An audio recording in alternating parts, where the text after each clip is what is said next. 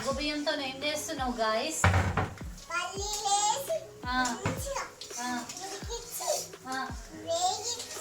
వేగించి ఉడికించి సగ్గు బియ్యం నానబెట్టి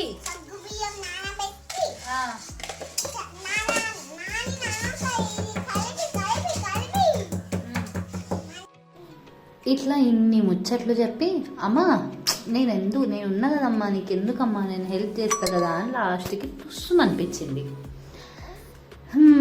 నేనేదో మంచిగా సన్న సాబుదానా ఉన్నాయి.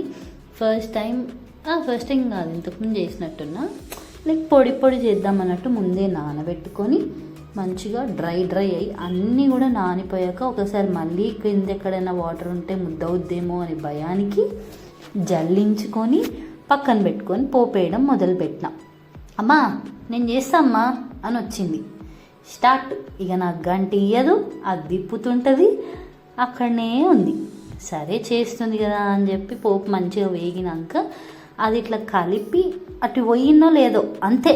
ఉప్మాలో నీళ్ళు పోయాలి కదమ్మా అని 2 గ్లాసుల నీళ్ళు పోసింది.